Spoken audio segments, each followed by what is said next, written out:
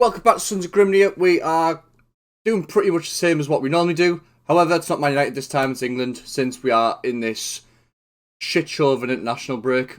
The next one is against Poland.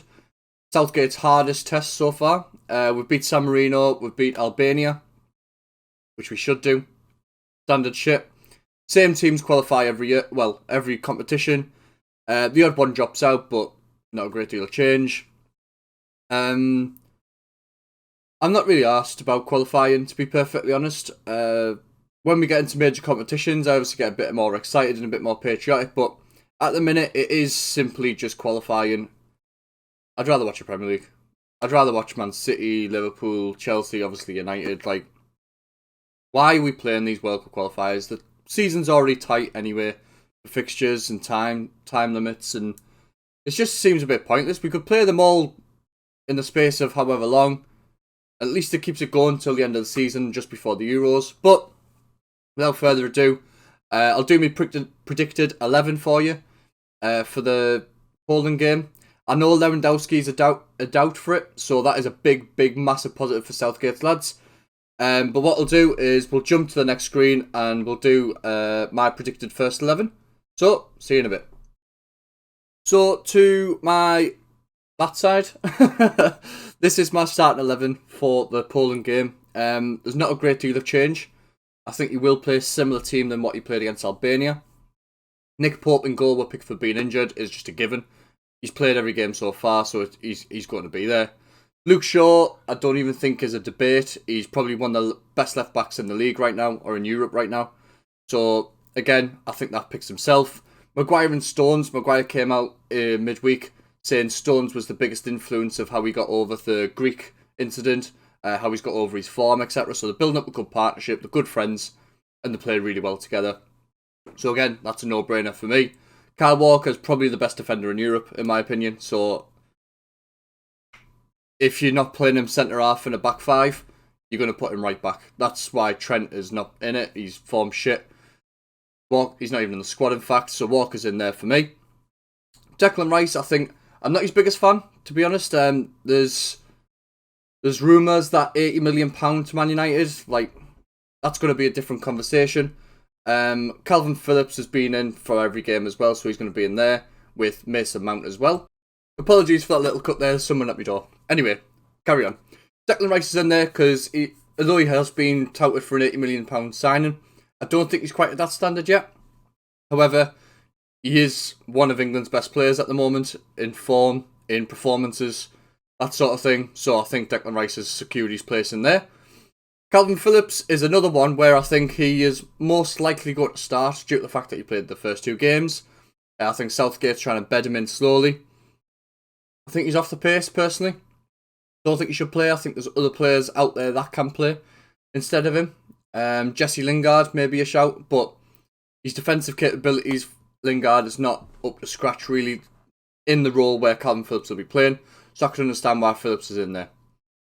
Mason Mount, I think he's probably been England's best player. He's up for it. He's 9 out of 10 every game that I've seen recently for him, Chelsea and England. He's very direct. He finds the space. He's a goal scorer. He's been very impressive, Mason Mount. I thought it was just under Lampard's reign, but he hasn't. He's carried it on with Tuchel, and he is performing at a high level, and will be a very important player for England in the competition when it finally happens in June 2021, whenever it is. Phil Foden is arguably our best prospect. Him and Mount quite similar. Phil Foden's very good on the ball. He's very direct. He scores a goal.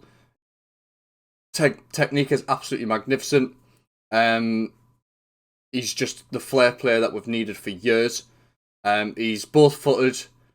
He links up well with the front three, with Sterling, with Kane, even with Mount as well, adding on to that.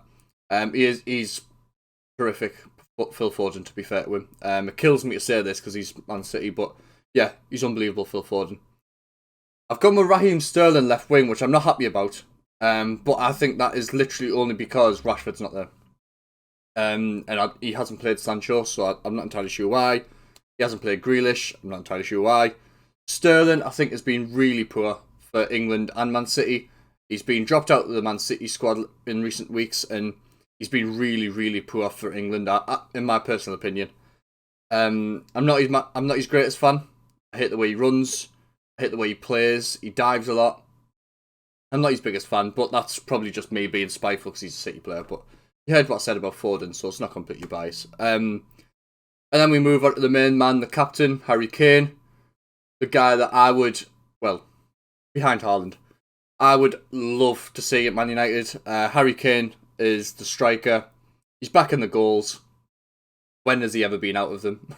He's unbelievable. His header in the last game against Albania was absolutely unbelievable. Great ball in by Shaw. Gets in front of his man. Directs at the far corner. He's a goal scorer. You can't fault him, to be fair. He is absolutely unbelievable. I'm a massive fan of Harry Kane. That is why his picture's up on the right-hand side. I think he's our main player. I think if we get the ball to him, he will score. Simple as that. I think he'll score. I think he'll put the ball in the net. And hopefully we'll come out with a win. So we'll be 3 out of 3. And it'll leave Poland in the dust a little bit. It is a shame that Lewandowski's not playing. I would like to see him. I would like to watch him. I don't really get much out of him with him playing for Bayern Munich. I don't see him that much. But he's world class. He's probably in the top 4 players in the world at the minute. So it's a bit of a shame that he's injured. But it's good for England with him being out. So every cloud has a silver lining, doesn't it? So yeah, that's my predicted starting 11. Not necessarily what I want, but it's my predicted one. So what I'll do is we'll wrap up. So the tips online currently saying it will be 2-1 England. That will be the final result. My prediction is going to be below just there. About there. Hang on. There. I think it's going to be 2-1 England. I think we're going to win. I think it's going to be Harry Kane and Mason Mount goal. 2-1. Get us keep us top of the league. And I'd beat our biggest rival in the group, really. I don't think there's going to be much more to say about it than that, really. But the starting 11, the predicted score, I don't really like internationals unless it's a major tournament, so I'm going to leave it at that. Like, comment, subscribe, as it says in the little Viking men at the bottom. And please leave a comment on the video as well, it does help the channel. I am sponsored by Rogue Energy still. You've been really good so far with your purchases, and it's helped me a great deal.